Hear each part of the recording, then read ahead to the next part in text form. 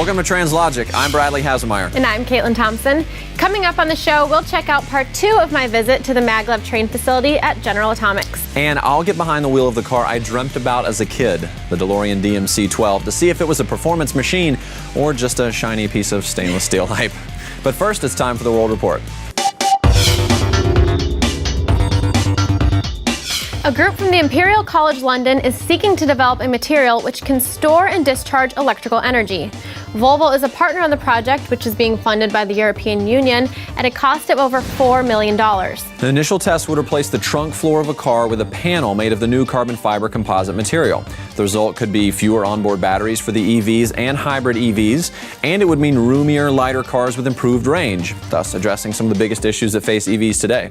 What's also cool is that it could mean less wiring in the car as well. A device that used to draw power from the car's battery through a wire could now be encased in its own local power source. That should mean greater efficiency and less potential for electrical faults. Right, and unlike conventional batteries, this material does not use a chemical process to produce power, meaning quicker recharging, less degradation to the material, and it's better for the environment. This material could be recharged just like a battery.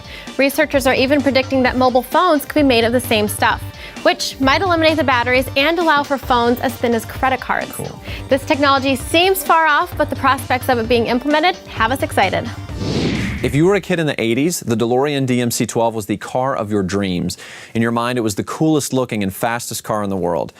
Okay, so this might not have been true, but was it a colossal failure or just a cool little car that maybe didn't quite live up to all the buzz? I got behind the wheel to find out. I also tried out a new build DeLorean to see how it compares to the original.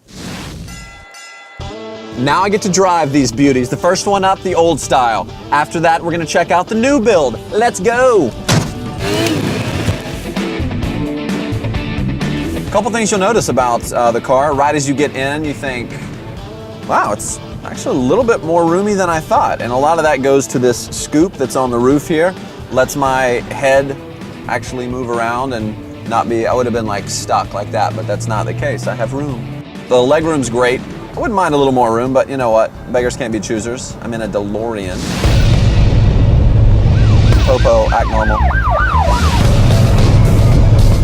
Like a lot of the cars in the early 80s, one thing you'll notice is that the brakes, not that great. You really have to work the pads. In addition to the braking, another thing you'll notice about this car is the power steering, or lack thereof. You do have to kind of muscle it around turns. Making a U-turn, virtually impossible. The suspension, very, very tight. You're already low to the ground, so there can't be a whole lot of room to kind of bounce around. It's not gonna be there. This model, 2.8 liter, 130 horsepower. You're getting great gas mileage, and you're getting the feel that you're really moving. We're already at 50 in second. Third gear, we're up at 55. Thank you. Now we're in the stage 2. The first thing you notice about this car is the engine has a much meaner growl. Check this.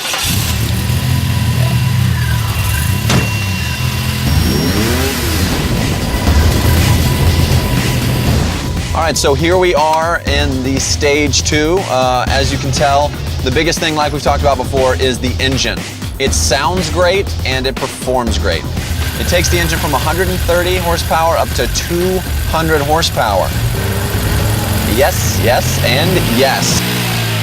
And what they do is it's kind of almost like an aftermarket thing. You take them, your regular DeLorean, and they do a stage 2 upgrade. That alone is enough to really completely overhaul the engine and, in my opinion, overhaul the entire experience of the DeLorean. Well, that's it for DeLorean. Now, who knows? This may or may not have been the original supercar that it was intended to be, but it is a pretty awesome car. And now with the consolidation of all these different DeLorean groups, it might not be going anywhere. In fact, it might be coming back. So, is the 8-year-old version of yourself pretty stoked or what? Yeah, I mean, it was fun. You know, honestly, I didn't know what to expect. I've heard a lot of negative things about it, but it was cool. Did I wish it had 300 horsepower? Yes. Do I wish that it had power steering and the brakes actually worked when you stepped on them? Yeah. Definitely. But overall, it was really fun, you know? I think everyone should drive a DeLorean once just to say they did. If they get that chance. Yes. While Bradley's job on the show is to live out childhood fantasies, my gig is a little more cerebral. In part 2 of my trip to General Atomics, we get to see some of the other ways they're going to use mag-lev technology to reinvent how we get around. We're back at General Atomics with Dr. Sam Garral. Now, behind us is the urban mag-lev concept, which propels forward with LSM. Can you fill me in on that? Yeah, the LSM, or linear synchronous motor, is what provides the propulsion force for the mag-lev vehicle. It's nothing more than taking a rotary motor, unfurling it into a linear system, and using the fact that when you connect it to a power supply, it generates a moving magnetic field to pull the vehicle along, similar to waves in the ocean. And the mag-lev vehicle was riding the crest of that wave. The moving magnetic wave generates north and south poles. Those interact with the north and south poles on the vehicle, and it basically pulls the vehicle along as we change the frequency of the power supply. So I heard that you have a rocket-propelled mag-lev system. Fire. Yeah, that's right. We have a project called the Holloman Mag-lev Project. 0. Fire. It's used by the U.S. Air Force for various testing activities. It has the world speed record for a mag-lev system at 423 miles per hour. And our next milestone will be to achieve Mach 1. But now get this, its goal is to go Mach 10 times the speed of sound, or over 7,000 miles per hour.